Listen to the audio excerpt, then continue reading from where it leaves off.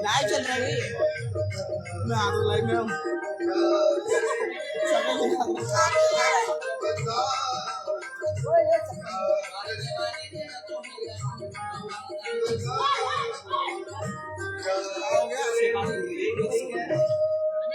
ओए मेरे चप्पल ले यहाँ पे जुड़ा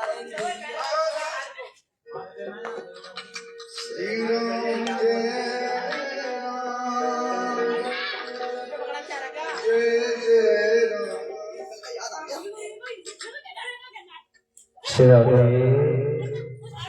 राधे श्री राधे राधे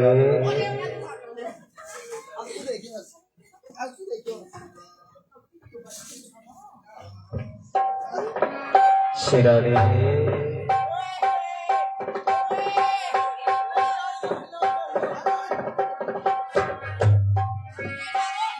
श्री राधे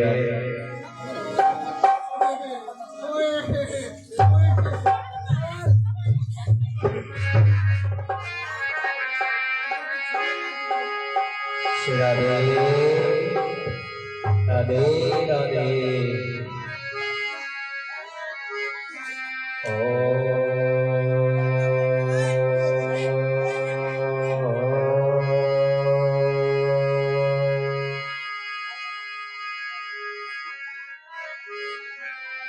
सर्वमंगल मांगल्ये शिवे सर्वार्थ साधिके शरण्ये त्र्यंबके गौरी नारायणी नमोस्तुते।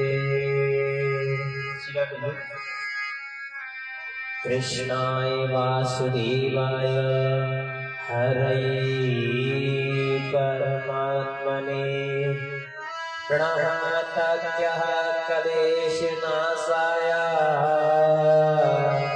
गोविन्दाय नमो नमः।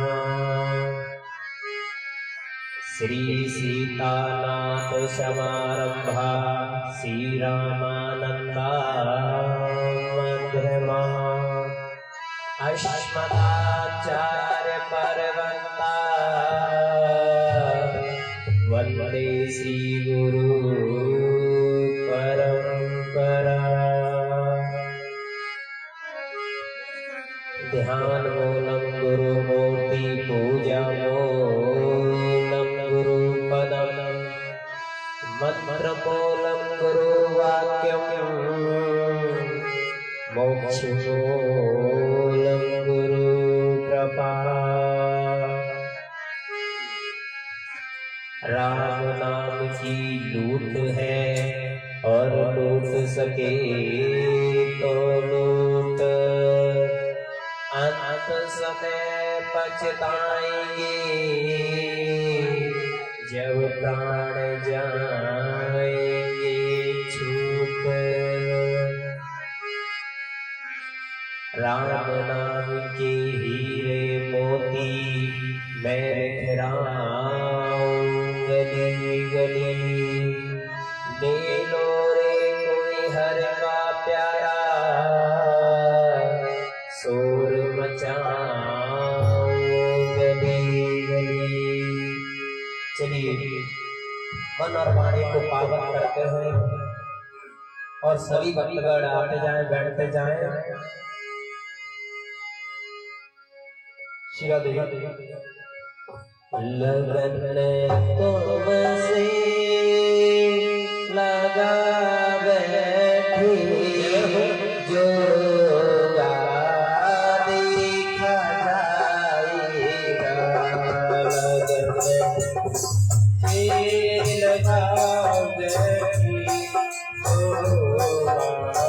देखा जाएगा सभी शैतान बनाते हुए लगन तुमसे लगा बैठी होगा देखा जाएगा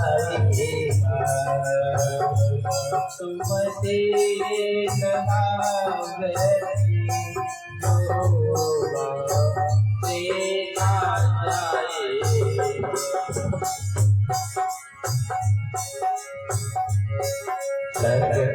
तुमसे लगा बैठी जो होगा देखा जाएगा तुमसे लगा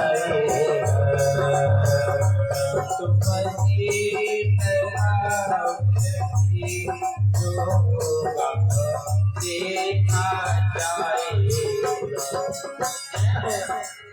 सभी भक्तगण कीर्तन बजाते हुए भगवान का ध्यान करते हुए लगते तुमसे लगा बैठी जो होगा देखा जाएगा तुमसे लगा बैठी जो होगा देखा जाएगा लगन तुमसे लगा बैठी जो होगा देखा जाएगा लगन तुमसे लगा बैठी जो होगा देखा जाएगा तुम्हें अपना बना बैठी जो होगा देखा जाएगा तुम्हें अपना बैठी जो होगा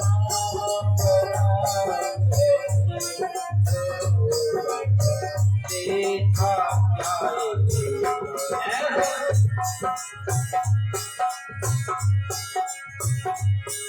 कभी ख्याल था दुनिया हमें बदनाम कर देगी कभी ख्याल था दुनिया हमें बदनाम कर देगी कभी ख्याल था दुनिया बदनाम कर देगी ख्याल था दुनिया हमें बदनाम कर देगी शर्म सर्दी चिढ़ा बैठी जो होगा देखा जाएगा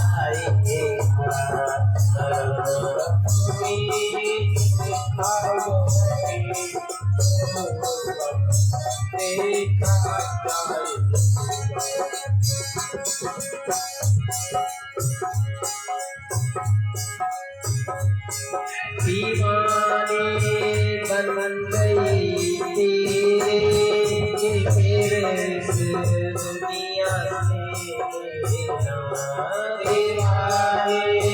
बन गई तेरे इस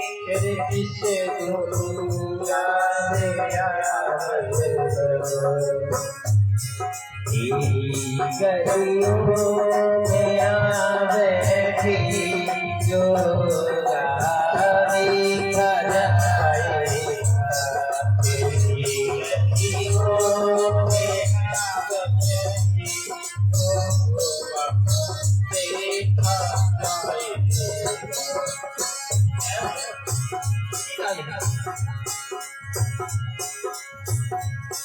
लगन तुमसे लगा बैठी जो होगा देखा जाएगा।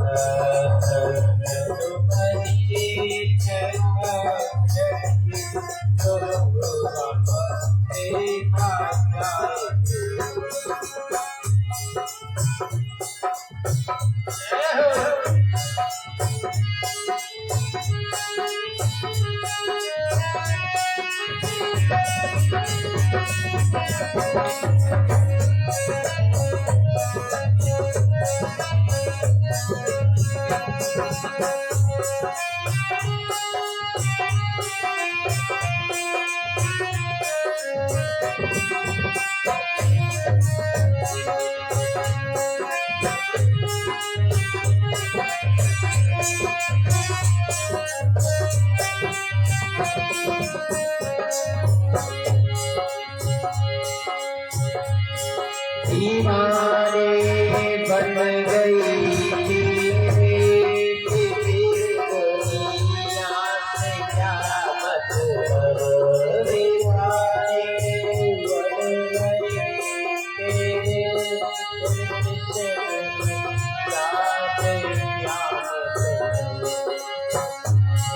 तेरी गलियों में आ बैठी जो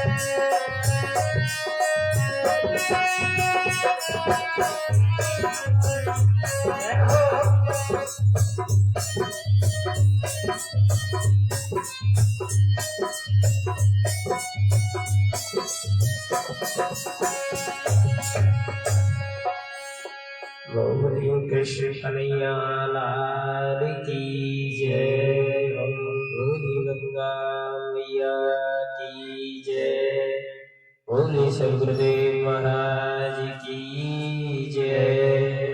सभी भक्तगण खड़े हो जाए भगवान की मंगलमयी आरती के लिए। आरती की थाली ले ले और घंटी वाले घंटी ले चलिए भगवान की मंगलमयी आरती में सभी शामिल हो गए।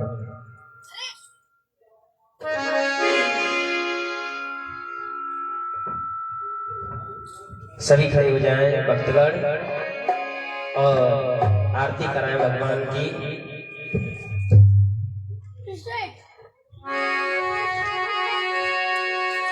थाली ले लो, थाली घंटी वाले घंटी ले ले।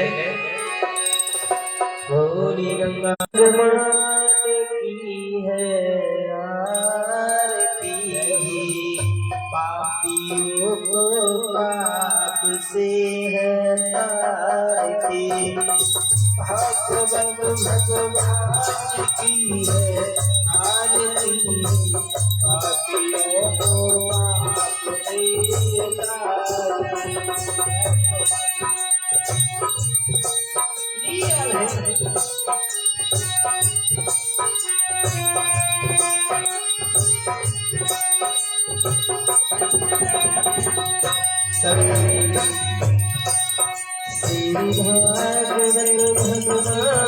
की है आरती, पापियों को पाप से है तारती, भगवान की है आरती, पापियों को पाप से तारती। ये अमर के मुख पर ये पंचम वेद निराला, सब लोग अमर के मुख पर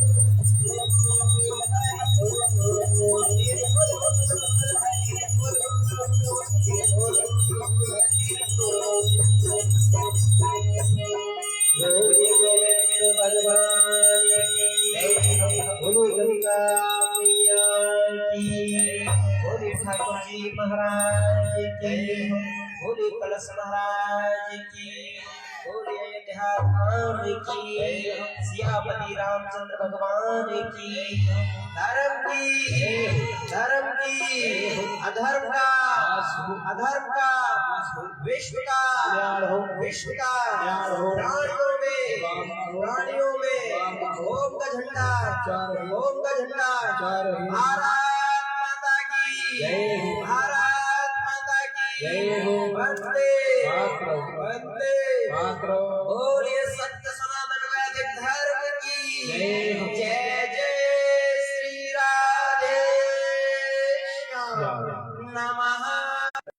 आसन लगाकर बैठ जाए, सभी को आरती दर्शन करा दें।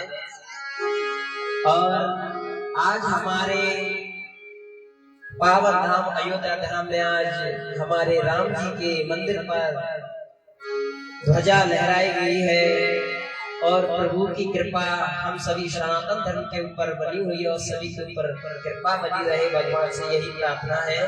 तो चलिए मन और वाणी राम जी महाराज के चरणों में पावन करते हैं और हम सभी के ऊपर कृपा बना रखे, ऐसा आशीर्वाद करते हैं।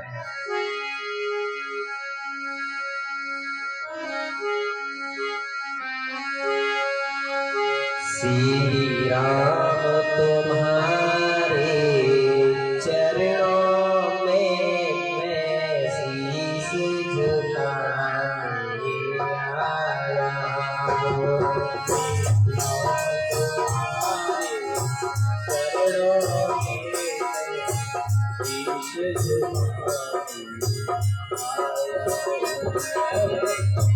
सभी ताल बजाते हुए श्री राम तुम्हारे चरणों में मैं शीश झुकाने आया। श्री राम तुम्हारे मंदिर में मैं दीप जलाने आया हूँ। श्री राम तुम्हारे मंदिर में मैं दीप जलाने आया हूँ। और दिन के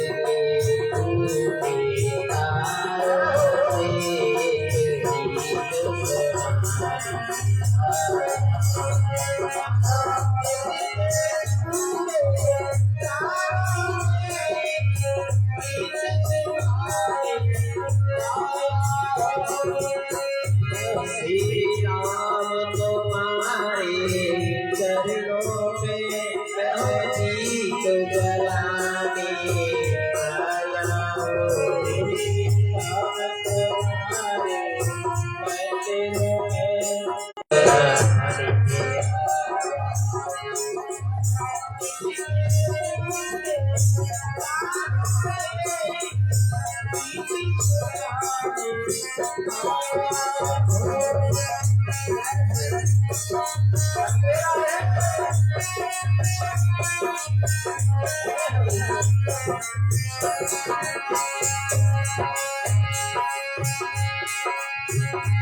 श्री राम तुम्हारे मंदिर में मैं दीप जलाने आया हूँ।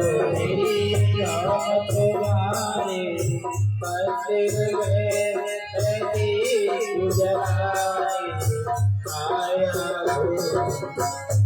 और दिल के टूटे तारों से गीत सुनाने आया हूँ।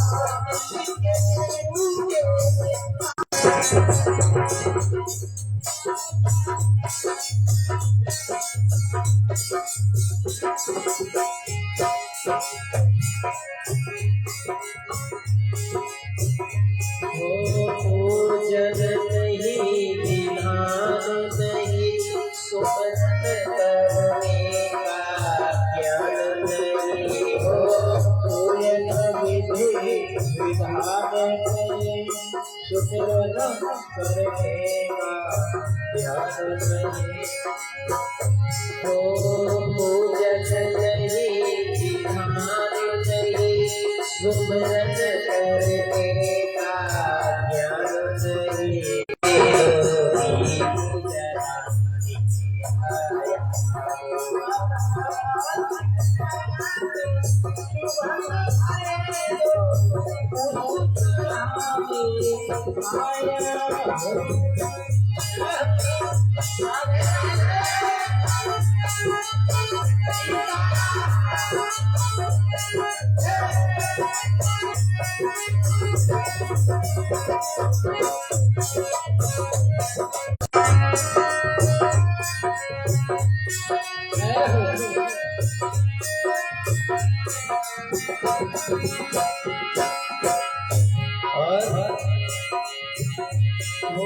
नीरज सोते जीवन में मन के अंधियारे कोने हो।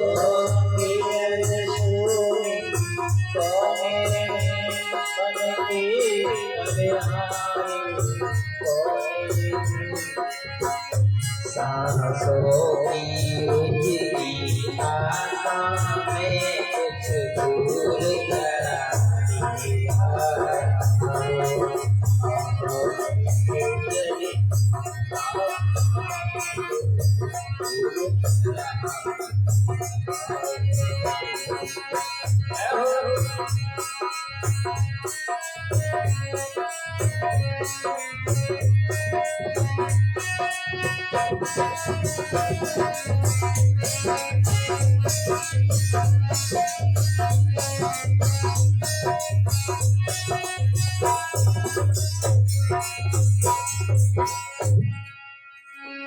बोले गोविंद भगवान की जय हो। बोले राधा रानी। आज से आपके इस पावन कॉलोनी में भगवान की ज्ञान में चर्चा शुरू होने के लिए जा रही है, जिसमें सबसे पहले कलश यात्रा होती है, जो आप सभी लोग नगर नगर में हम सभी लोग भगवान के मंगल में कलश यात्रा में, और सभी लोग सुबह से खूब तैयारी कर रहे हैं, काफी ज्यादा थक गए हैं और धूप भी देखिए कितनी कड़ाके की पड़ रही है।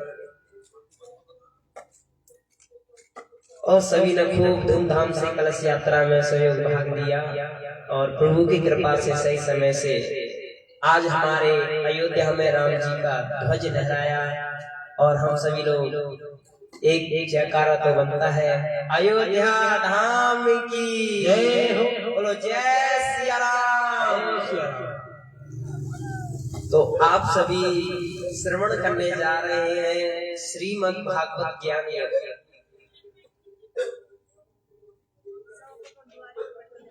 सबसे पहले हम गुरु भगवान का ध्यान करते हैं और उनका ध्यान करते हैं। सच्चिदानंद रूपाय विष्णुपत्याति तवे तापत्रय विनाशाय श्री कृष्णाय वयं नमः। ज्ञा से ज्ञान, वा से वैराग्य, ता से तप। जब हम भगवान की भक्ति करेंगे तो हमें ज्ञान होगा और ज्ञान होगा तो हमें वैराग्य होगा और जब वैराग्य होगा तो हमारा ये जीवन तरण हो जाएगा। भक्ति कैसे करें? भगवान ने माँ सुंदरी को नवदा भक्ति बताई है। जब भगवान श्री राम जी का वनवास हो गया तो माँ सुंदरी के आश्रम गए तो उन्हें बताते हैं नवदा भक्ति। और सतयुग में प्रहलाद जी अपने पिता हिरण्यकश्यप को नर्मदा भक्ति बता रहे हैं और कह रहे हैं पिताजी ये संसार सब झूठा है और हमें प्रभु का कीर्तन करना चाहिए, उनका चिंतन करना चाहिए, उनकी सेवा करना चाहिए। लेकिन हिरण्यकश्यप क्रोध में आकर अपने बच्चे को पटक देता है और कहता है कि क्या तेरा भगवान इस खम्भे में भी है? प्रहलाद जी कहते हैं हाँ। तो क्रोध में आके वो गदा से प्रहार करता है तो खम्भा फट जाता है, उसमें से नरसिंह भगवान प्रकट हो जाते हैं। और सदगुरुदेव महाराज कहते हैं कि हरि व्यापक सर्वत्र समाना प्रेम से प्रकट कोई में जाना, यानी कि आपके अंदर प्रेम होना चाहिए, आप कण कण में भगवान का दर्शन कर सकते हैं, सुंदर भाव होना चाहिए। भक्ति किस प्रकार से करना चाहिए और ज्ञान तब होगा जैसे कि आजकल बहुत सारे लोग हैं, लोग या बताते हैं उनकी मुझे प्रसाद कराते हैं, ये भक्ति चल रही है। अब ज्ञान में बताऊं, देखिए हमने भक्ति की है और भक्ति करने के बाद हमारे अंदर दया रूपी भाव नहीं आया तो ऐसी भक्ति का कोई भी लाभ नहीं है। हम भक्ति कर रहे हैं और किसी जीव को हम मार रहे हैं तो ये भक्ति नहीं है, ये दिखावट है। लोगों को दिखाने के लिए हम भक्ति करते हैं, किसी जीव को मारना या उसे परेशान करना तो ये अपराध है। ज्ञान कैसा होना चाहिए? ज्ञान ऐसा होना चाहिए जो आपके वचनों को सुन के उसका जो मन है वो भगवान के चरण में लग जाए, ऐसा ज्ञान होना चाहिए। और वैराग्य कैसा? वैराग्य कैसा? मन हट जाए, हमारा मन उनसे हट जाए तो दोबारा नहीं लगना चाहिए, ऐसा वैराग्य होना चाहिए। और तरण कब होंगे? जब ये तीनों हमारे अंदर भाव हो जाएंगे तो हमारा रोम रोम तरण हो जाएगा। बोलो गोविंद भगवान की जय। तो श्रीमद् भागवत तो 88,000 ऋषि नैमिषारण्य की पावन भूमि पर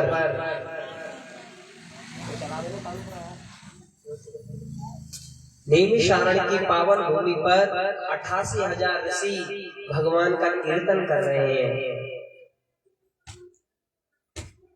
श्री सदगुरुदेव महाराज कह रहे हैं कि बहुत समय पहले ऋषि अपने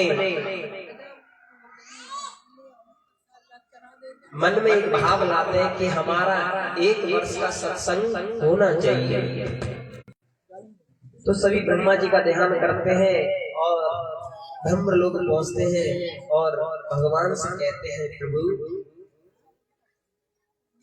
आपकी कृपा से ये सृष्टि बनी है और हम सभी को परम सौभाग्य मिला है कि हम भगवान की सेवा करने का हमें सौभाग्य मिला है। तो ब्रह्मा जी हाथ जोड़कर खड़े होकर बोले बताइए आपके लिए हम क्या सेवा करें? प्रभु हम ये जानना चाहते हैं कि हम 1 वर्ष का सत्संग करना चाहते हैं और हमें कोई जगह व्यवस्था ठीक लग नहीं रही है, तो आप ही हमारे लिए कुछ व्यवस्था कीजिए। तो ब्रह्मा जी ध्यान करते ही उनके हाथ में चक्र प्रकट हो जाता है और ऋषियों से कहते हैं प्रभु मैं ये नैमिषारण्य की पावन भूमि है। नैमी का मतलब होता है शांत, अरण्य का मतलब होता है जंगल। तो नैमिषारण्य की पावन भूमि पर जाकर ये चक्र रुक जाता है। बहुत सारे लोग जाते होंगे, देखा होगा, उसे चक्र तीर्थ भी कहते हैं और नैमिषारण्य क्षेत्र भी कहते हैं। तो सभी ऋषि मुनि ध्यान करते हुए भगवान का कीर्तन करते हुए सभी करताल बजाते हुए जा रहे हैं। तो चलिए हम भी चलते अपने मन और वाणी को देखें।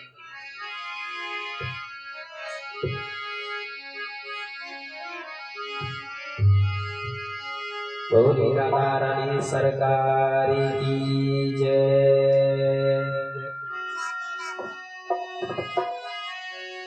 सारी दुनिया है दीवानी राधा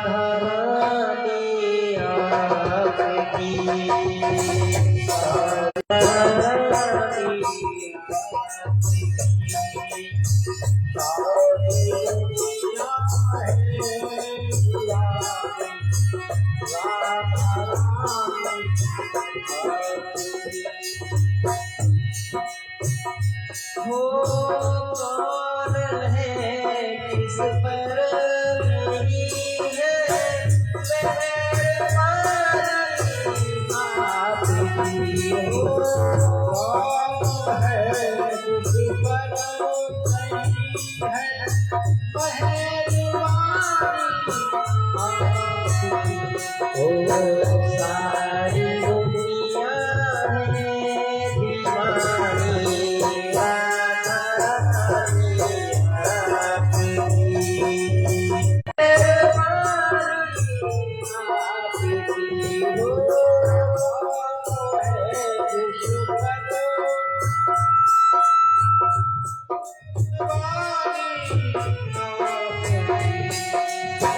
सारी दुनिया दीवानी राधा रानी हो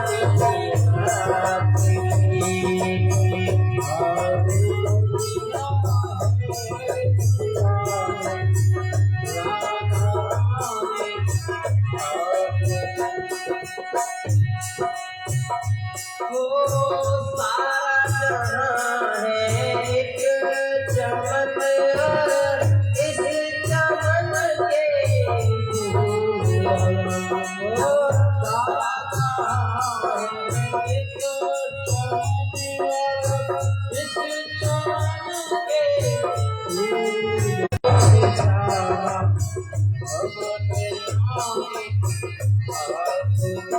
के सारी दुनिया है दीवानी राधा रानी आपकी सारी दुनिया है दीवानी राधा रानी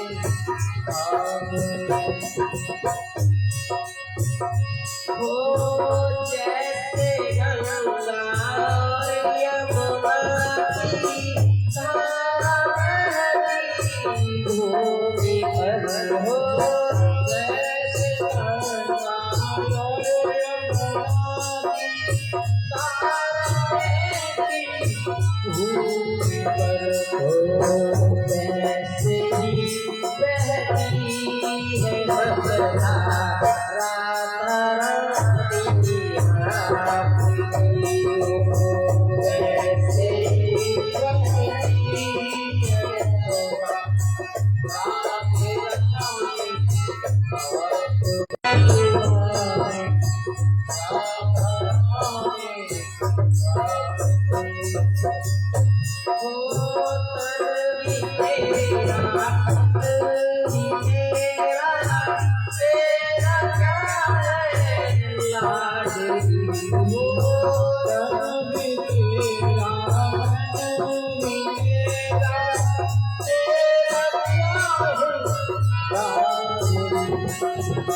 तेरा तुझको सौंपती है अपने साथी आपकी हो तेरा तुझको सौंपती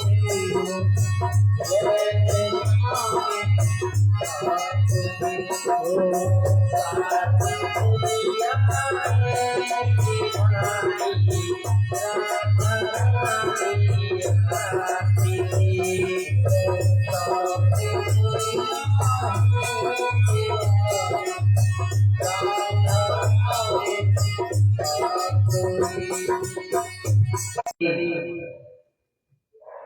भगवान का ध्यान कर रहे हैं।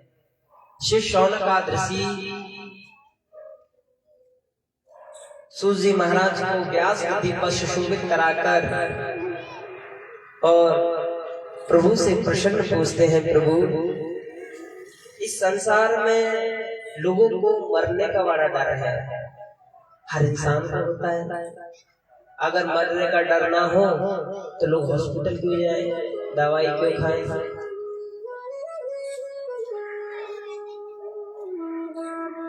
संसार में हर व्यक्ति को मरने का डर है, और ये मरने का डर कब खत्म होगा? जब भगवान की भक्ति करोगे। तो सदगुरुदेव महाराज से हाथ जोड़कर बोलते हैं, प्रभु हे शिव जी महाराज, हम लोग यह जानना चाहते हैं कि जो सूर्य भगवान है वो संसार में जो किरण है वो तो हर जगह चली जाती है, लेकिन जो लोगों के मन में अंधेरा है वो कैसे निकलेगा? क्योंकि अज्ञान का जो अंधेरा है वो तो गुरु महाराज की वाणी सुनने से हमारे जो मन में जो गड़बड़ हो गई उसे छोड़ दीजिए, ताकि हमारा ये मन प्रभु की सेवा में लगे। और कहते हैं कि भगवान की भक्ति करने का रास्ता बताएं। और वैष्णव लोग ऐसा क्या करते हैं,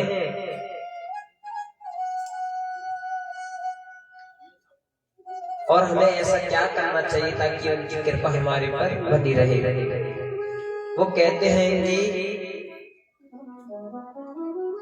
जो कलप वृक्ष है, कलप वृक्ष के नीचे बैठने से जो आप विचार करेंगे, जो मन में भाव रखेंगे, वो चीज प्रकट हो जाती है।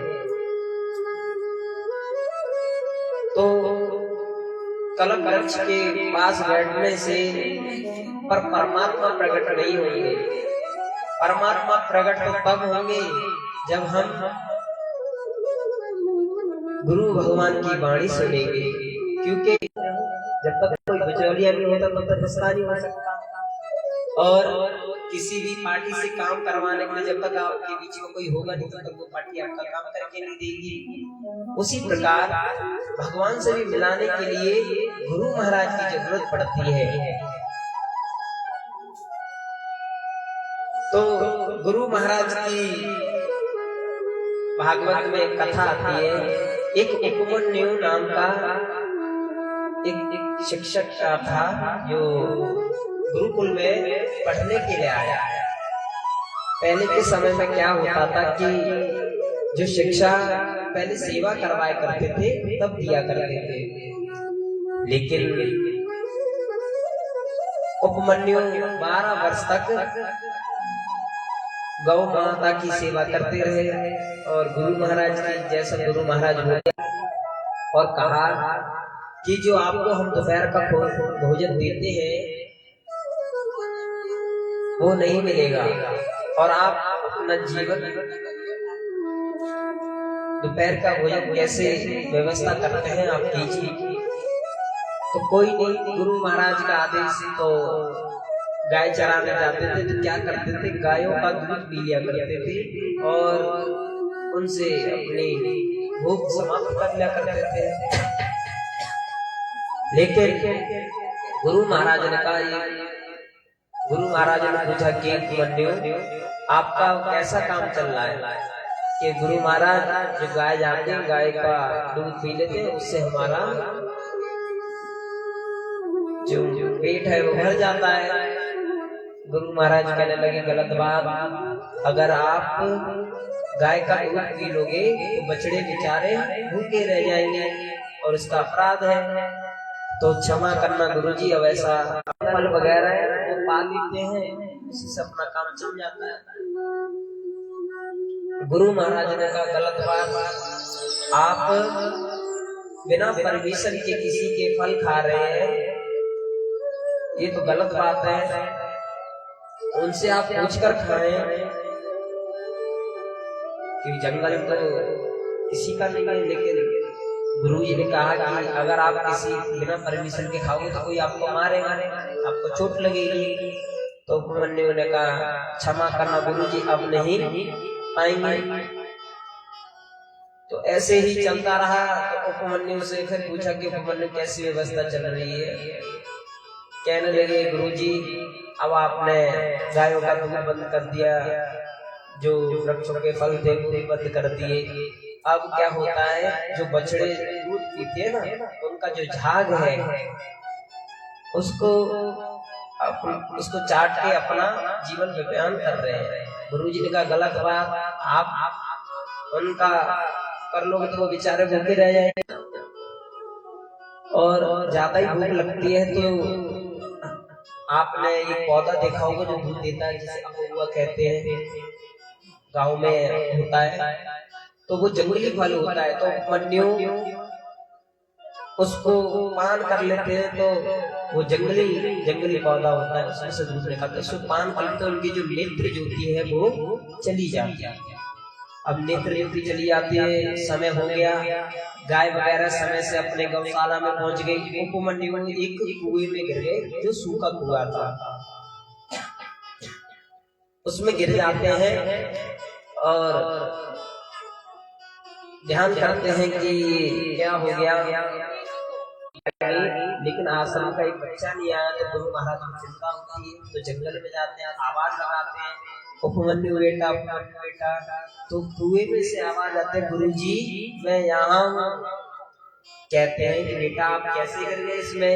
वो कहने लगते हैं, गुरुजी आपने भोजन प्रसाद बंद कर दिया था, तो मुझ पे ज्यादा बर्दाश्त नहीं हुआ, तो जंगल में जो फल है जो दूध देते हैं उसे पान कर लिया। उसकी वजह से मेरी जो नेत्र ज्योति है वो चली गई और मैं सूरदास हो गया। गुरु महाराज कहने लगे, बताओ राम राम राम। उपमन्यु हाथ जोड़ के बोले, गुरुजी अब मैं आपकी सेवा नहीं कर पाऊंगा, तो आप मुझे क्षमा करना। गुरु महाराज प्रसन्न होते हैं और उपमन्यु से कहते हैं, उपमन्यु आप चिंता ना करो, उनका ध्यान कीजिए। अश्विनी कुमार महाराज प्रकट होते हैं और गुरु महाराज ने जो मंत्र दिया उस मंत्र का जाप करते ही अश्विनी कुमार उन्हें आशीर्वाद देते हैं, उनके नेत्र ज्योति वापस आ जाती है और गुरु महाराज उन्हें आशीर्वाद देते हैं और उन्हें वेद मंत्र 6 शास्त्र 18 पुराणों का ज्ञान हो जाता है। गुरु गोविंद भगवान की जय, बोलो गुरु भगवान की जय हो, बोलो राधे राधे राधे। तो सदगुरुदेव महाराज कहते हैं, गुरु मेहरबान तो चीला पहलवान। तो गुरु कृपा जिसके पर हो जाए वो भगवान को भी प्रकट करता है। तो एक बार विशालापुरी में सनकादिक ऋषि जो ब्रह्मा जी के 4 बेटे हैं, तो एक दिन विशालापुरी यानी बद्रीनाथ में वो भजन के लिए घूम रहे थे। तो सामने से देखा नारद जी चले आ रहे हैं और नारद जी बड़े उदास, उनके मन में भाव आया। संत लोग उदास होते हैं। नारद जी महाराज के पास गए और पूछा, कैसे महाराज आप परेशान हो? आप तो ऐसे परेशान हो, किसी कंजूस व्यक्ति का कोई धन नहीं हड़प लेता है, उसी प्रकार से आप परेशान हो। हाँ, मेरा मन नहीं लगा। फिर मैं भारत में जो तीर्थ है उधर गया, केदारनाथ, बद्रीनाथ, अमरनाथ, तो वहां पर मेरा मन नहीं लगा, तो मैं दौड़कर वृंदावन गया।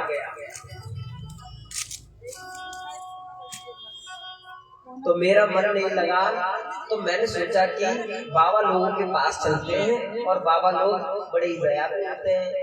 वो किसी संत को देखते हैं तो भगवान की चर्चा करते हैं और संतों का तो सिर्फ एक ही भाव रहता है। तो वहां पर खूब शोर शराबा हो रहा है।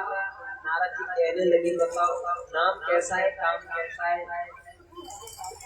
नाम है मौली बाबा और यहाँ पर देखो कितना शोर हो रहा है। तो नारद जी महाराज का मूड खराब हो जाता है, बताओ नाम कैसा, काम कैसा? तो आगे बढ़ते हैं, आगे जाते हैं तो आश्रम में लिखा है त्यागी जी महाराज, त्यागी जी महाराज। आगे तो अंदर जाके देखते हैं कि बाबा के आश्रम में एसी लगी हुई है। बाबा का आश्रम एकदम राजमहल की तरह है, लग्जरीज गाड़ी है।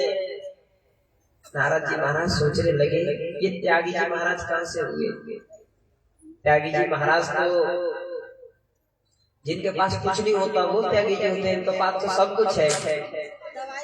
तो होते हैं, अंदर जाके देखते हैं बहुत सारे बच्चे खेल रहे हैं। फिर पता चलता है कि ये बच्चे बाल ब्रह्मचारी महाराज के हैं। अरे राम राम राम राम, नाम कैसा काम कैसा, मूड खराब हो जाता है। विचार आता है कि संतों के गृहस्थों के यहाँ चलते हैं। गृहस्थ बड़े ही सुंदर भाव से संतों का सम्मान करते हैं, ये भाव आया। तो गृहस्थों के यहाँ जाते हैं तो गृहस्थ लोग के यहाँ महाभारत हो रहा है। बेटा माँ बाप को नहीं पूछ रहा है, माँ बाप की सेवा नहीं कर रहा है। माँ बाप की सेवा जब तक है जब तक तिजोरी की चाबी माँ बाप के पास है।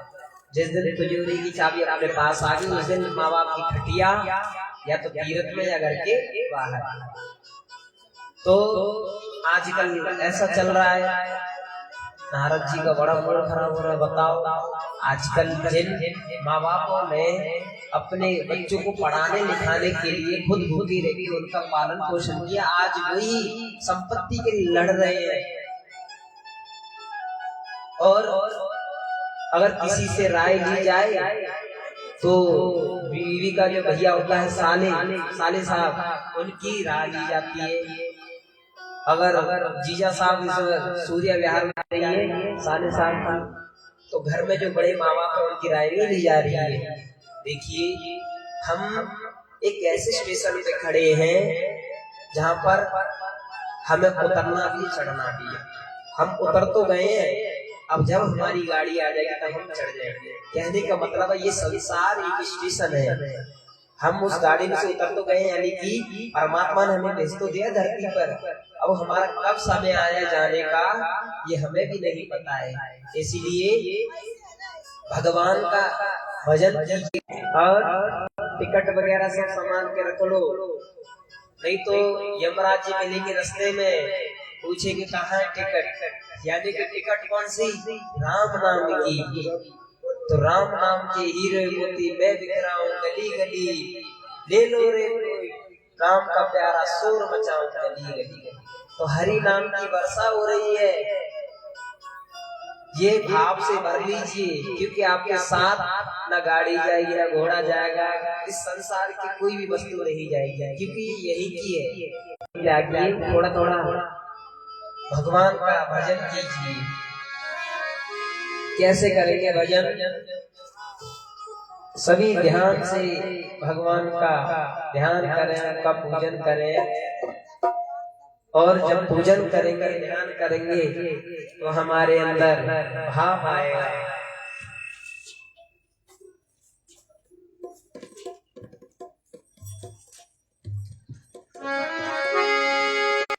बदलना पड़ेगा।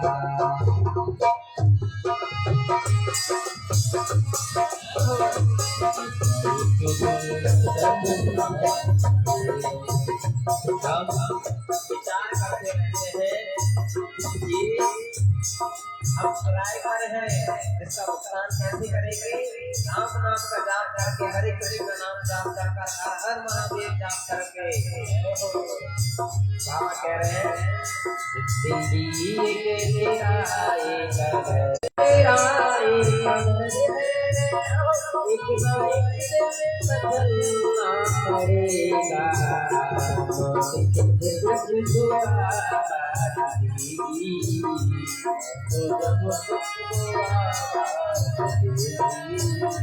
घर से बाहर निकलना पड़ेगा।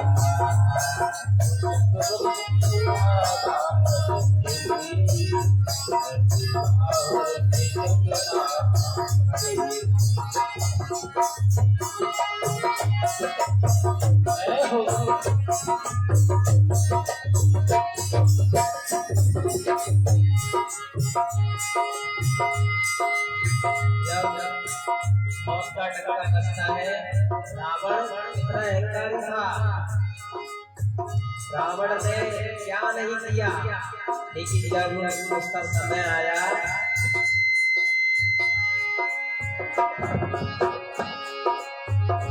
जिंदगी के किराए पर है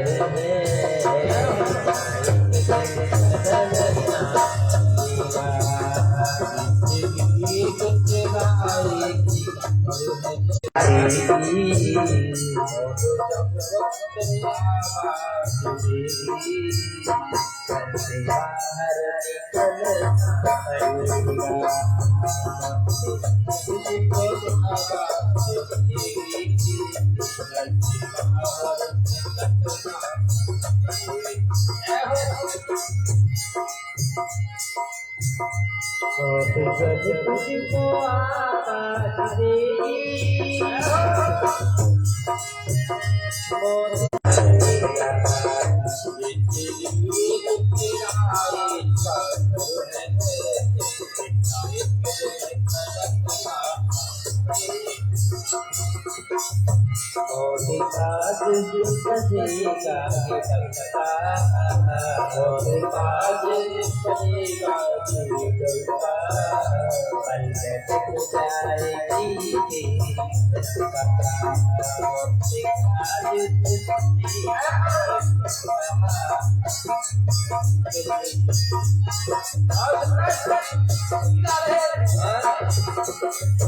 कर गई राम को ये बंदा, कर गई राम को ये बंदा,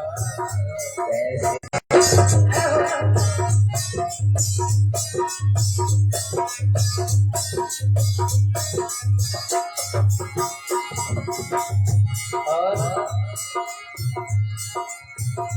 रात के बाद होगा मेरा, रात के बाद होगा सवेरा, रात के बाद होगा सवेरा, फूलों में रखने से पहले, फूलों में रखने से पहले,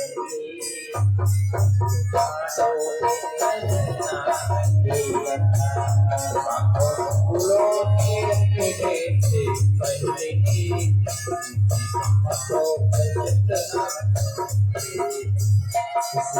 जिंदगी तेरा एक बदलना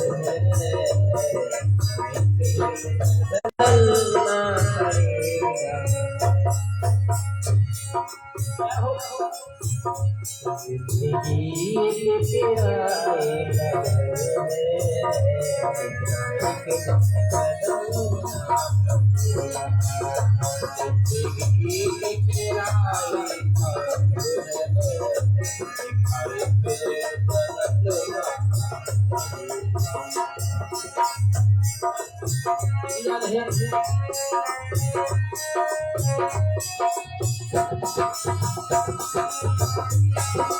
कब हमारी गाड़ी लग जाए और कब हमें यहाँ से जाना, तो हमें अपनी तैयारी कर लेनी चाहिए।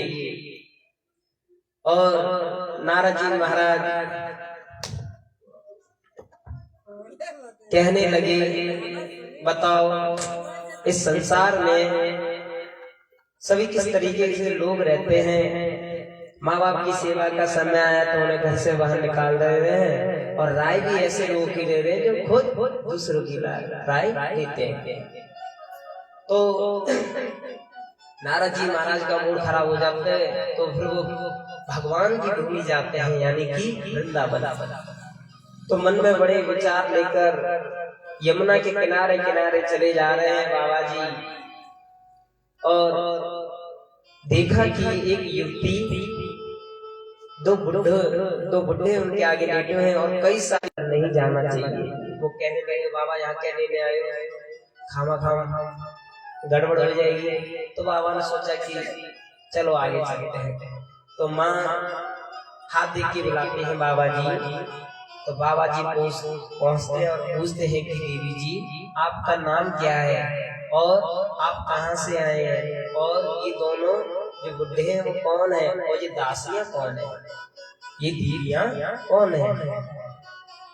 तो माँ भक्ति हाथ जोड़कर बोलती है कि बाबा जी मेरा नाम भक्ति है, और मेरा जन्म भ्रमण देश में हुआ, कर्नाटका में मेरा पालन पोषण हुआ है। अन्य जगह पर मेरी व्यवस्था नहीं बन पाई तो गुजरात में गई। गुजरात में मुझे ठीक नहीं लगा तो मैं दौड़कर वृंदावन आ गई।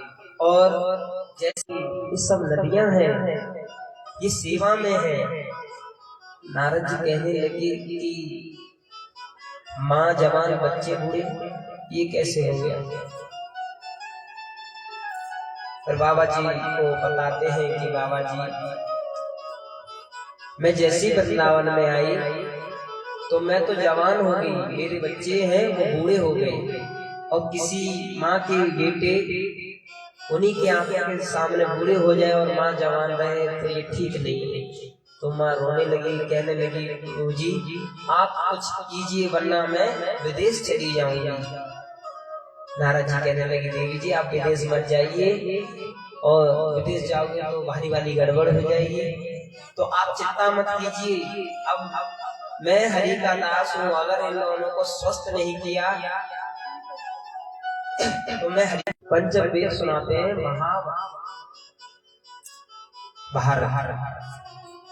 महाभारत सुनाते हैं, तो उनसे भी उनको कोई फर्क नहीं पड़ता, तो ऐसे करके 6 शास्त्र सुनाते हैं।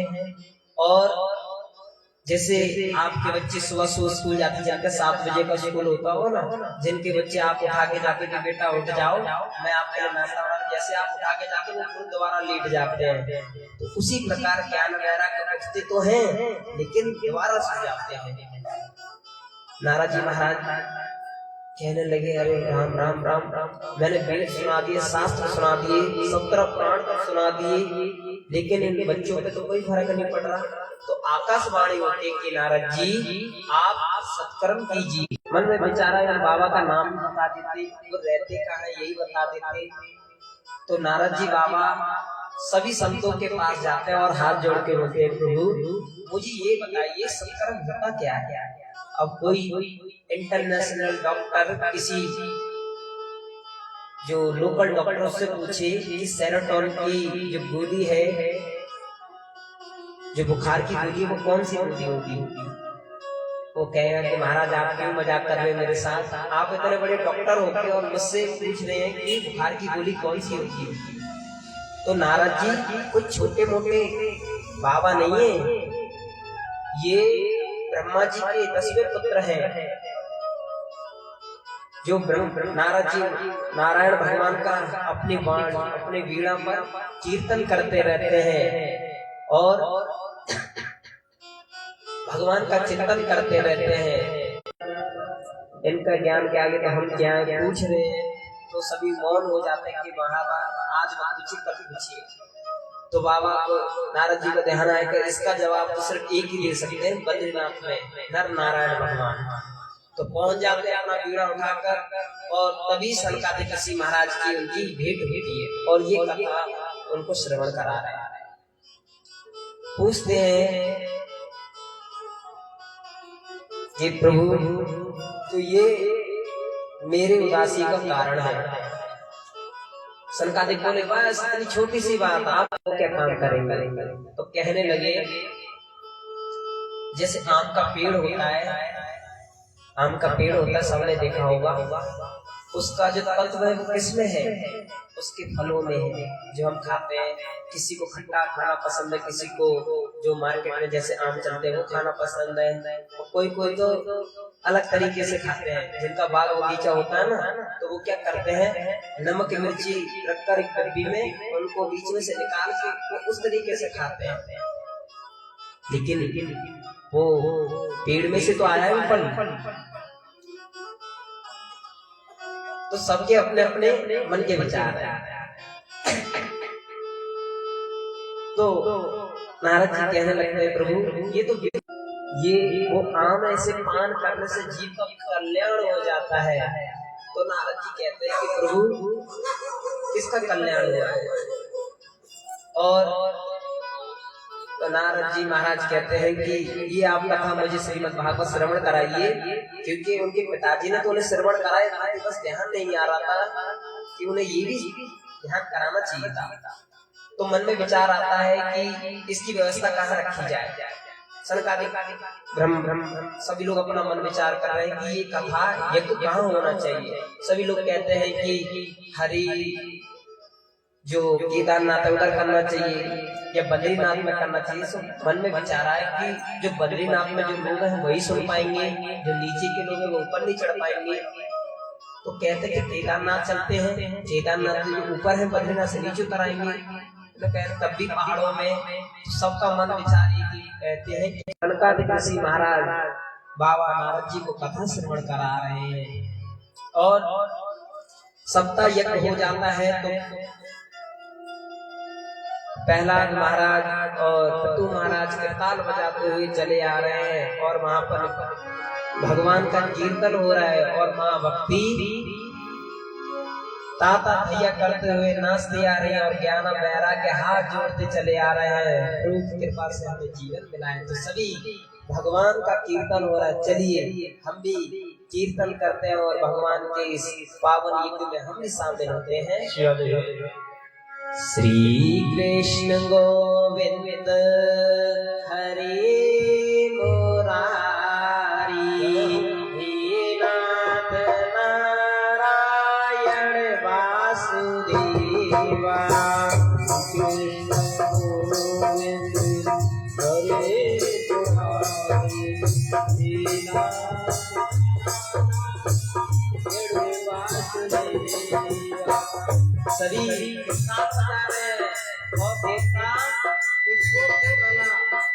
पुष्पों के फूल सब भगवान के ऊपर छिड़काव कर रहे हैं और कीर्तन बजा रहे हैं और हम सब रोज भी कीर्तन बजाएंगे।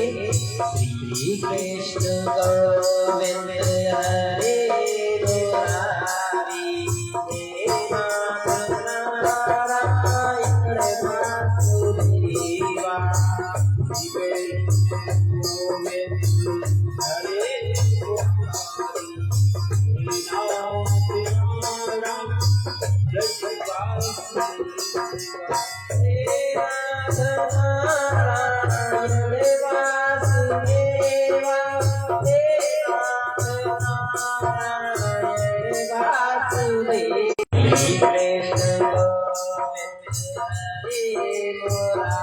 मुरारी, हे नाथ नारायण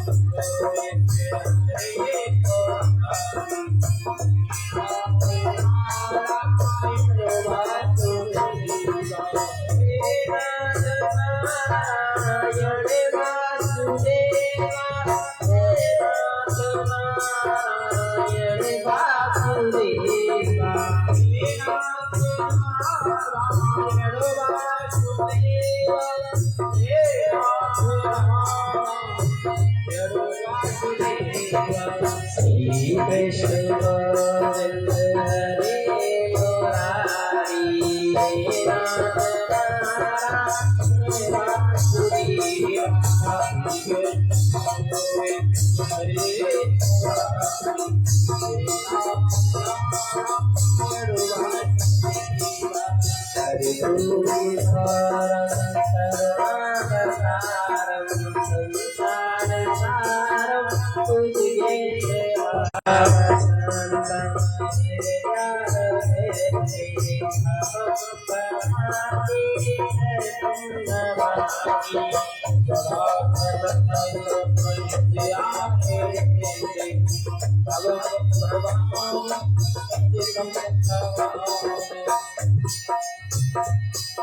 श्री कृष्ण गोविंद हरे मुरारी, हे नाथ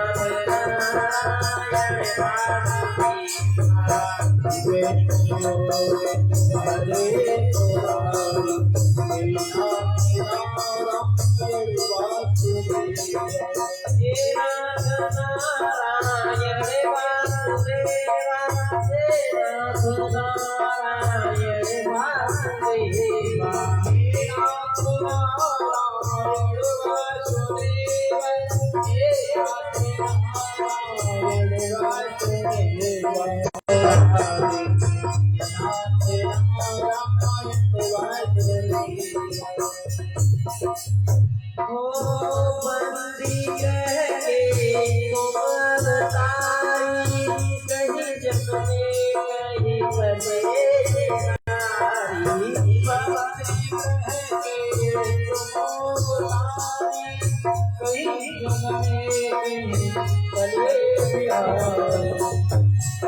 फूल में चमके राखी तारी नाथ नारायण की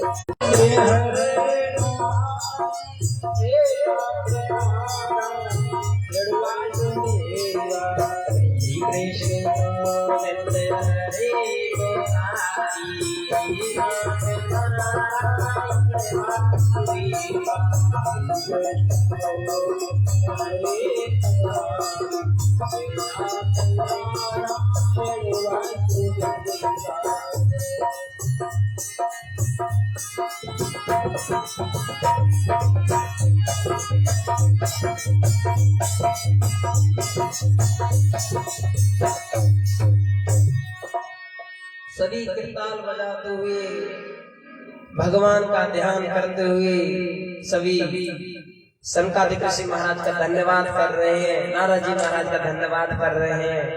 और नारद जी पूछ लेते हैं, प्रभु क्या जो व्यक्ति जिंदा है उसका तो कल्याण करती है, क्या मरने के बाद भी करती है भागवत? हाँ, नदी के किनारे 4 वर्णों के लोग रहा करते थे, ब्राह्मण, क्षत्रिय, वैश्य और शूद्र। ब्राह्मण कुल में एक ब्राह्मण हुए जिनका नाम था आत्मदेव शास्त्री शर्मा। वो वेदों का काम, वेदों की सेवा और जैसे घर में पूजा पाठ वो सारा कार्य करते थे। उन्हें दूसरा भास्कर भी कहा जाता था, यानी कि दूसरा सूर्य। और उनका जो मन है बड़ा ही कोमल है, डांट ना देता तो शांति ना मिलती, ऐसी पत्नी है, बताओ। तो ब्राह्मण देव के पास सब कुछ है, प्रभु कृपा से घर है, गाय है और भगवान की सेवा करने का सौभाग्य है। मन में बस एक ही विलाप है कि उनके यहाँ कोई भी संतान नहीं है, यानी कि कोई भी बेटा बेटी नहीं है। वो इसी चिंता को लेकर परेशान रहा करते थे। एक दिन ज्यादा ही परेशान होने के कारण जंगल में मरने के लिए जाते हैं और पेड़ के पास बैठकर विलाप करते हैं कि प्रभु आपने मुझे सब कुछ दिया है, लेकिन बेटा बेटी नहीं है। क्या है? मैं अपने यहाँ बेटा बेटी लाऊं? क्या मेरा इतना बड़ा दुर्भाग्य कि मैं इसके लायक नहीं हूँ? मन में विलाप कर रहे हैं। और तभी सदगुरुदेव महाराज वहां से निकल के जाते हैं। सदगुरुदेव महाराज विचार करते हैं, बताओ ये ब्राह्मण देव भगवान के लिए बोल रहे हैं, तो पूछ लेते कैसे ब्राह्मण देव कैसे परेशान हो, क्या चिंता है आपको? तो ब्राह्मण देव गुरु महाराज के चरण पकड़ के कहने लगते हैं, प्रभु मेरा बड़ा ही दुर्भाग्य है कि मेरे प्रभु ने सब कुछ दिया है लेकिन कोई बेटा बेटी नहीं दिया है। एक गाय दी आ जाए। गुरु महाराज कहने लगते हैं, ब्राह्मण देव क्यों बेटा बेटी के चक्कर में पड़ रहे हो? इससे बढ़िया है कि आप भगवान का भजन करो, और भजन करोगे तो आपको शांति मिलेगी। आप सोचो कि बेटा बेटी के आने से शांति मिलेगी तो आप भूल जाइए। ब्राह्मण देव काफी समझाते हैं और कहते हैं, ब्राह्मण देव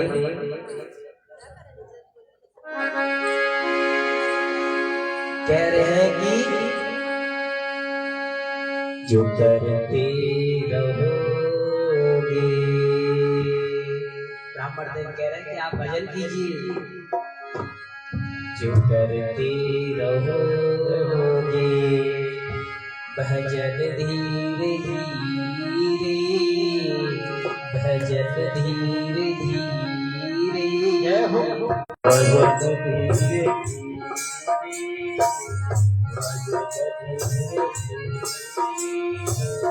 ले जाएगा रगड़ धीरे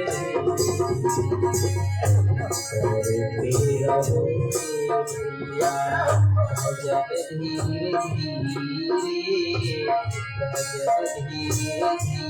धीरे धीरे मिल जाएगा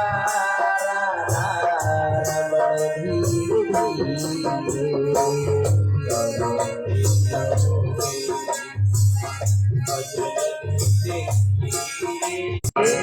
परमात्मा मिल जाएगा।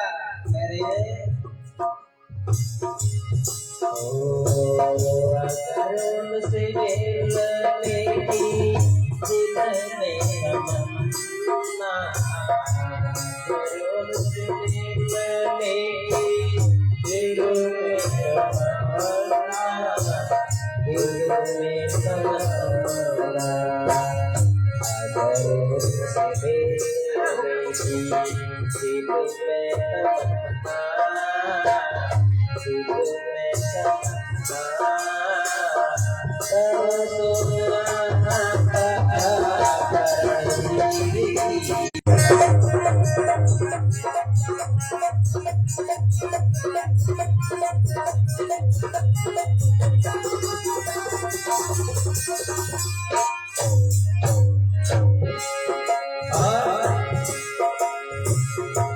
महाराज कह रहे हैं प्रभु जी आप चिंता ना करो, आप भजन तो करो। तो कह रहे हैं कोई काम दुनिया में मुश्किल नहीं है, कोई काम दुनिया में मुश्किल नहीं,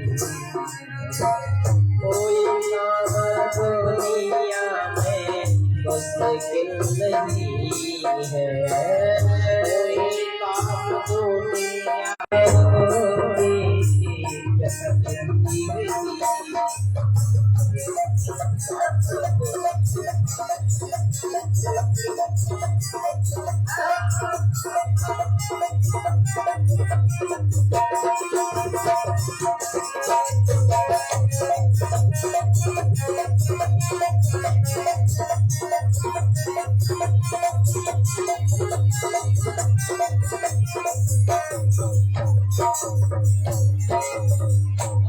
कह रहे हैं प्रभु जी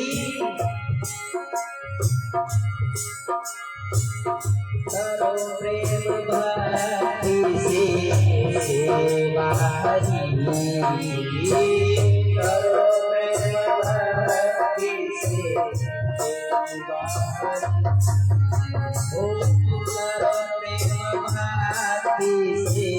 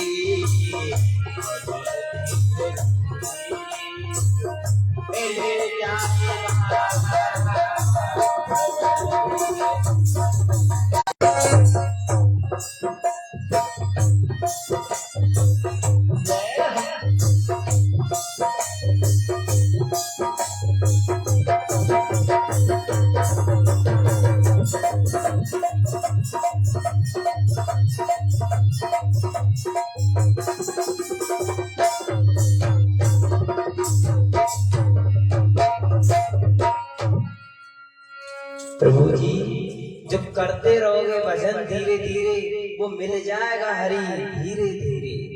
आप बेटा बेटी के चक्कर में ना पड़ो महाराज, क्योंकि अगर बेटा बेटी के चक्कर में पड़ोगे, अगर वो आपका बात नहीं मानेंगे तो आप कहेंगे ये ना होना वो भी ठीक था। और ब्राह्मण देव को काफी समझा रहे, लेकिन भैया बेटा या बेटी नहीं दिया तो ब्राह्मण देव बोले क्या अच्छा नहीं होगा। मैंने एक बार तो सर पटक दिया, दूसरी बार पटक दी, मेरे प्राण चले जाएंगे और आपको ब्रह्म हत्या का पाप लगेगा। पंडित जी महाराज बोले राम राम राम, बताओ न लेना न देना, मगन रहना। हम तो ये पूछते कि आप क्यों परेशान है, आपने तो अपनी परेशानी हमारे ऊपर डाल दी, खुद मरने जा रहे, ब्रह्म हत्या का हमारे ऊपर पाप लगाओगे। तो महाराज ने ध्यान करके ठाकुर जी महाराज का ध्यान किया, उन्हें फल दिया और कहा लीजिए ब्राह्मण देव, इसे पाने से आपके यहाँ बेटी या बेटी होगा, बेटी या बेटा होगा। तो ब्राह्मण देव भागे भागे अपने पत्नी के पास जाते हैं और कहते हैं सुनते हो, धुंधली जी कहती है बोलिए क्या कहना चाहते हैं आप। मैं आपके लिए फल लाया हूँ। आप तो ऐसे कह रहे हैं कि जैसे मेरे लिए 9 लखा वाला हार लाए हो। ये कोई साधारण फल नहीं है, ये गुरु महाराज के आशीर्वाद से हमें दिया है।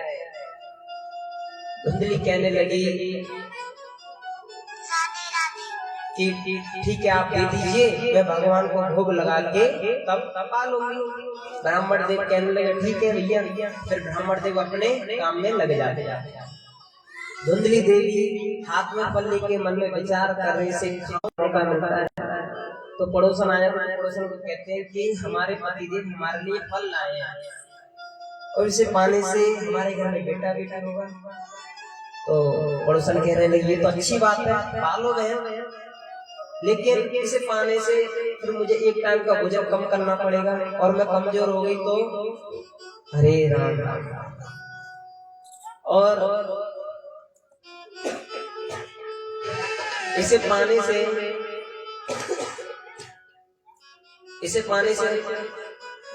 मेरा शरीर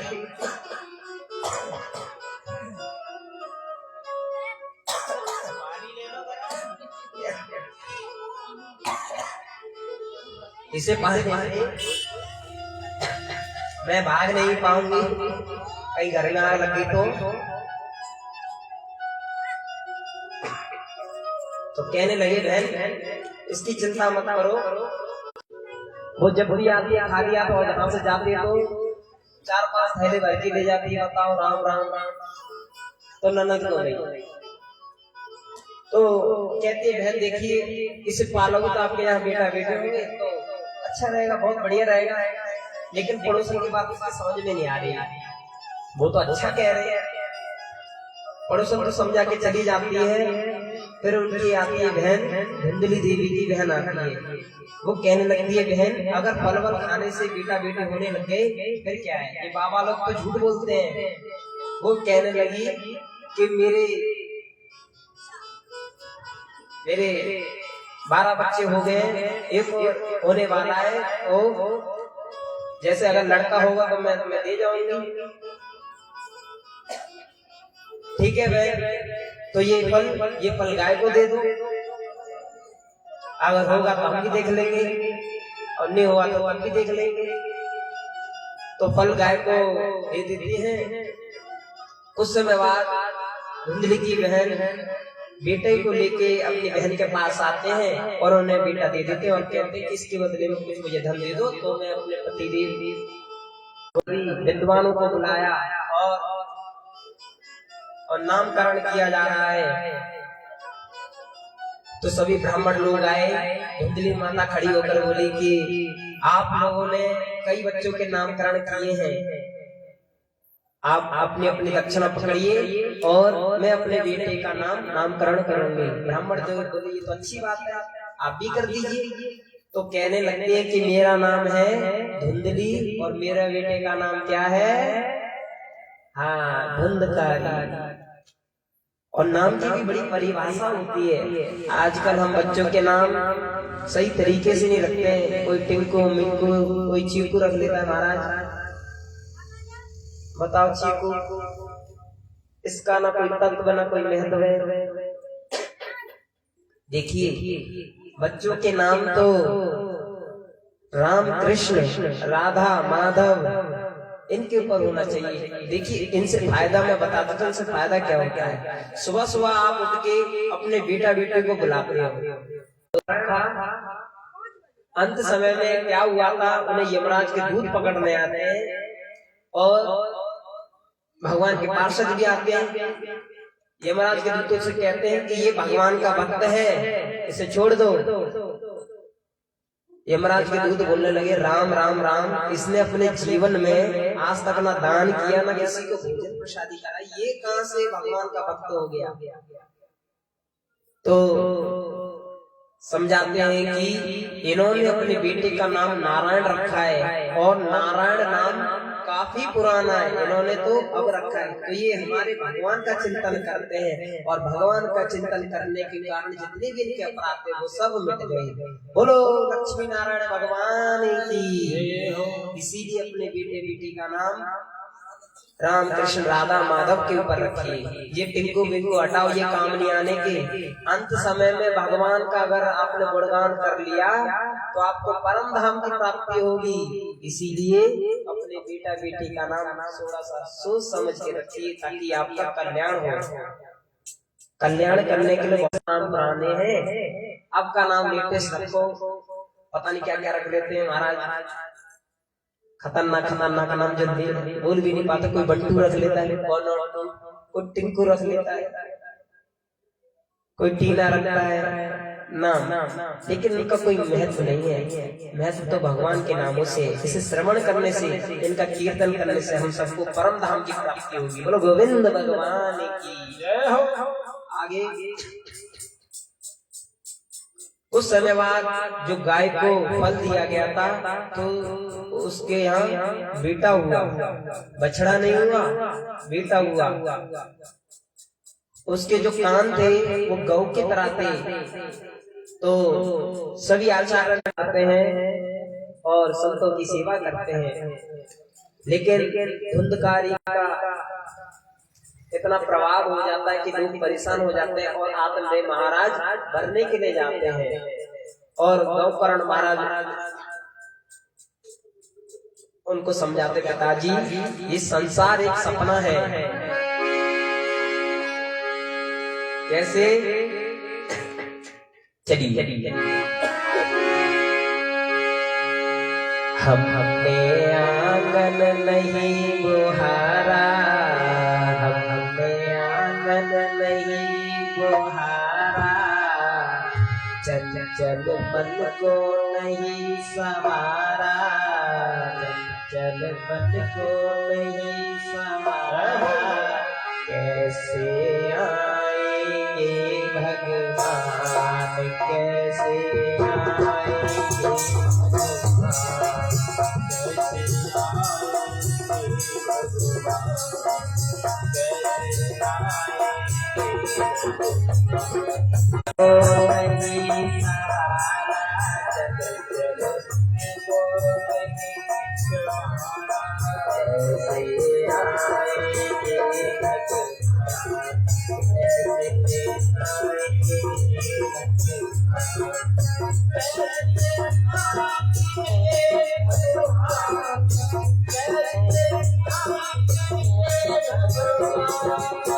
सभी परेशान हो जाते हैं। हमने आंगन नहीं बुहारा,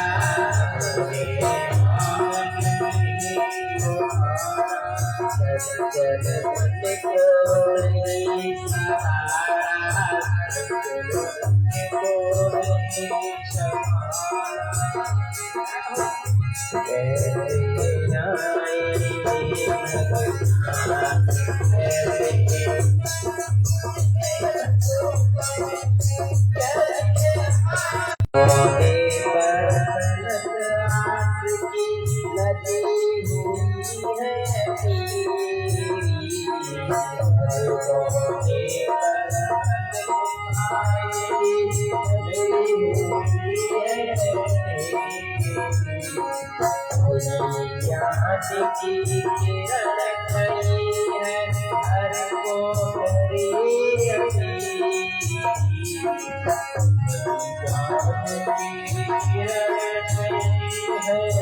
हरि को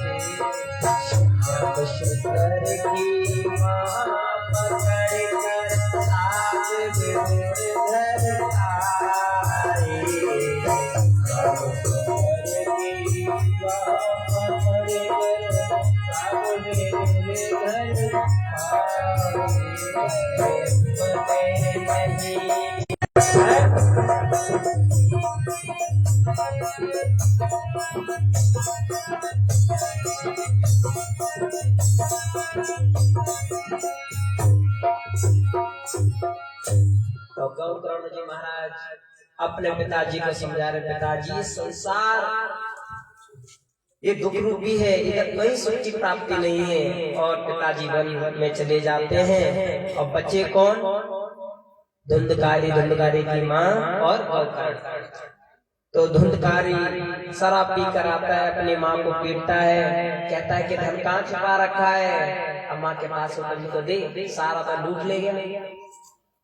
तो माँ पिटने के डर की वजह से कुएं में कूद कर अपने प्राण त्याग देती है।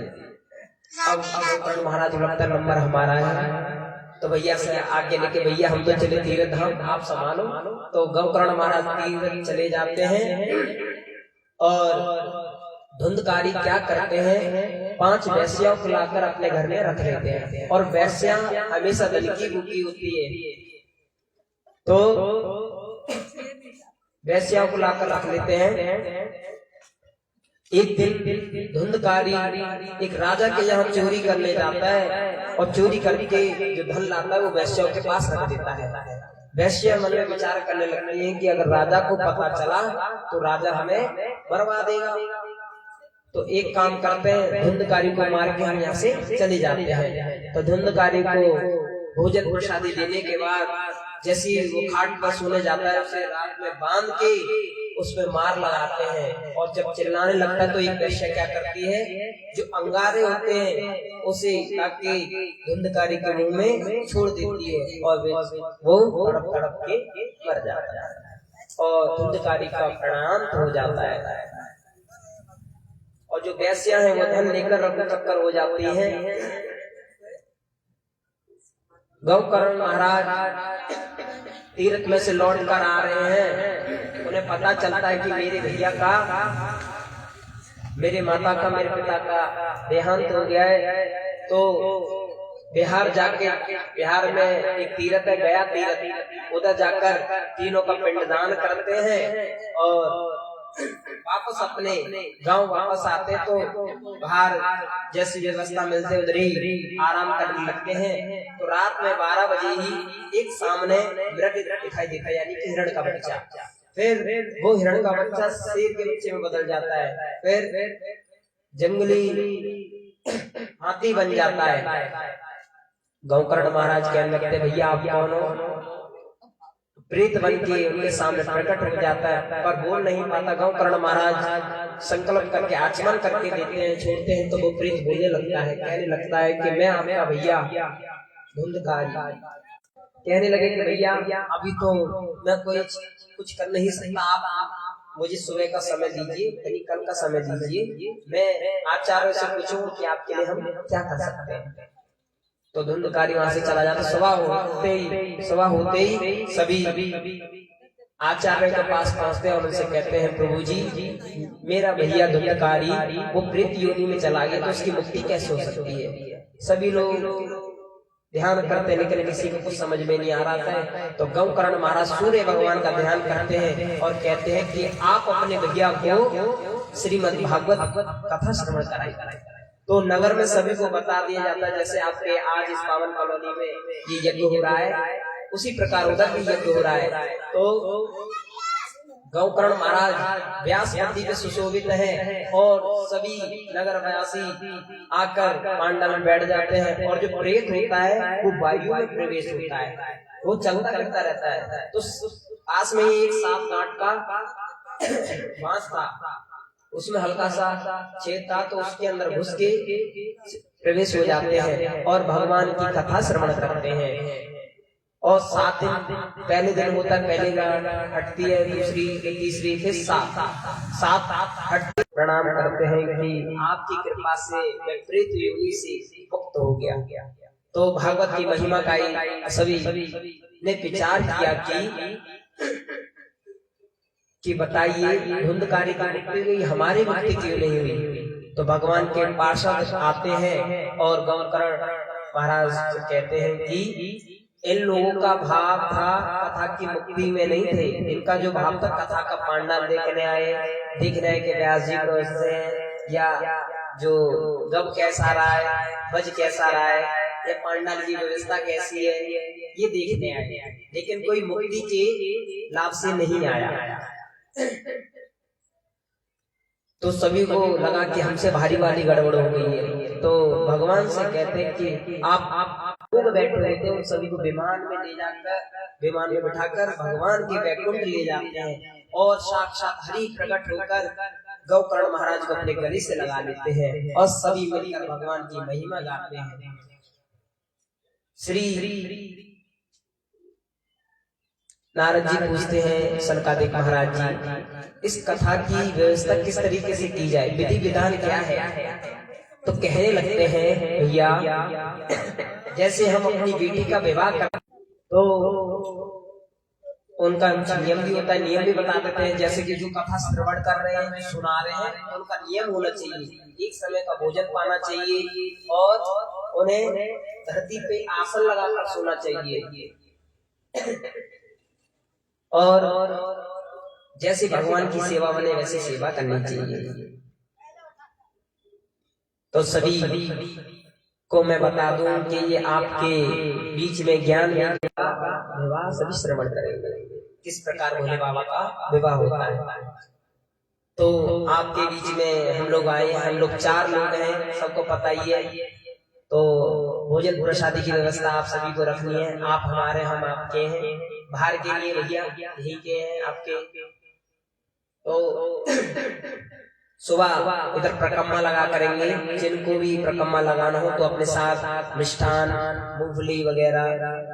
भगवान को नमकीन का भोग नहीं लगता है, मिष्ठान का लगता है, मूंगफली चॉकलेट अपने साथ गिद्ध के लिए, ठीक है।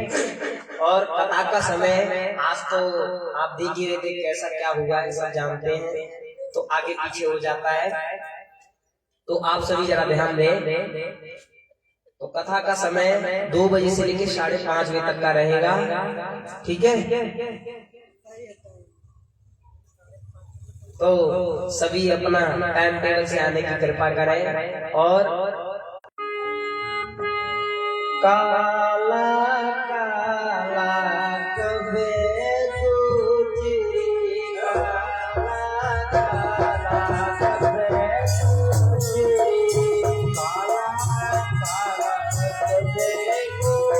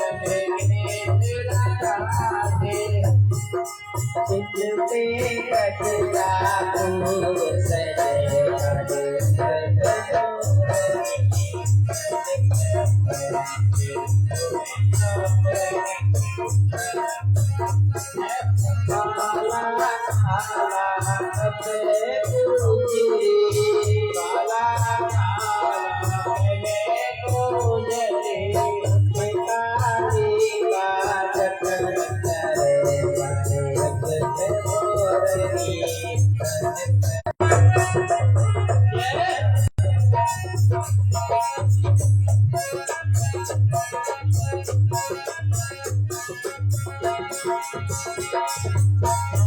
हरे साखी हरि गोरिया हरे हरे बासो हरे गोरिया हरे हरे साखी हरि गोरिया हरे हरे बासो हरे गोरिया तेरे जगिए कोई मेरे हरे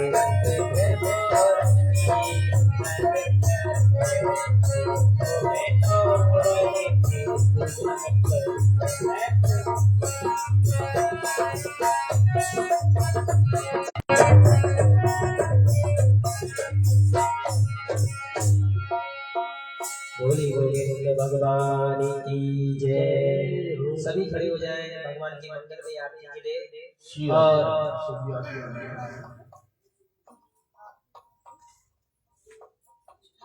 जय श्री राधे श्री राधे।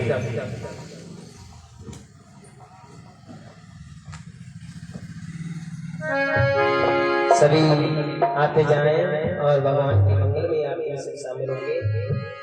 आरती खाली ले ले, घंटी वाले घंटी ले ले, सभी आगे आगे आ जाएं।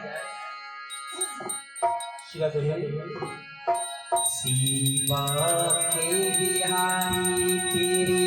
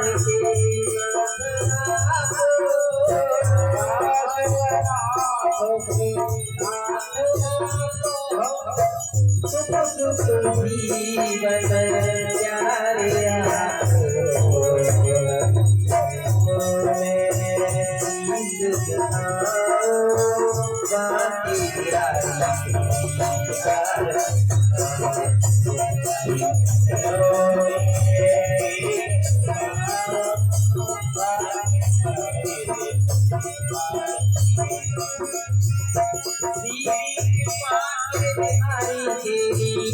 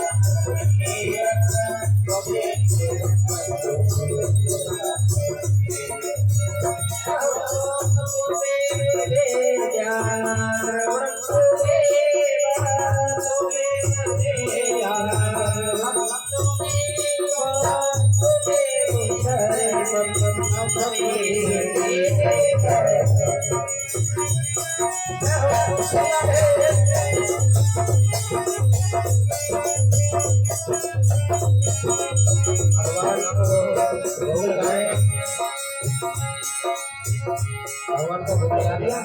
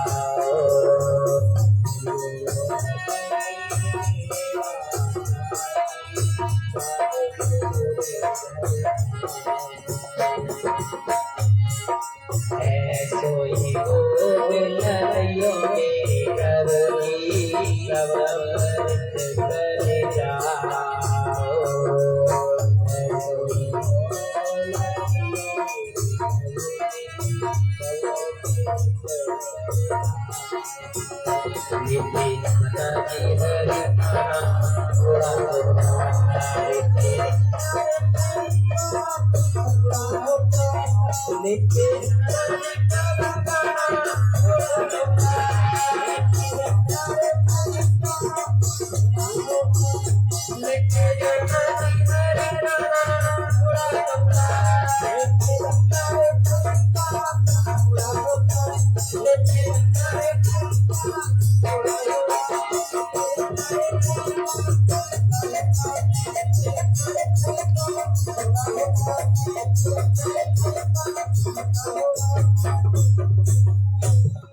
बोलिए शंकर भगवान की, बोलिए उमापति महादेव की, बोलिए बालाजी महाराज की, ठाकुर जी महाराज की, सियापति रामचंद्र भगवान की, सरस्वती मैया की, धर्म की, अधर्म का, विश्व का, प्राणियों में ओम का झंडा, भारत माता की, भारत माता की, भारत माता की, वंदे वंदे वंदे। बोलिए सत्य सनातन वैदिक धर्म की जय जय। श्री राधे श्याम नमः पार्वती पते हर हर महादेव। बोलो शंकर भगवान की, बोलो गंगा मैया की। कल 2 बजे से बोल दो कथा बोल दो। और कल सभी कथा का समय सभी को पता है 2 बजे का है, तो सभी 2 बजे आने की कृपा करें। और सुबह 9 बजे का हवन है। सभी माता बहनें आए में। बोलो राधे राधे राधे राधे।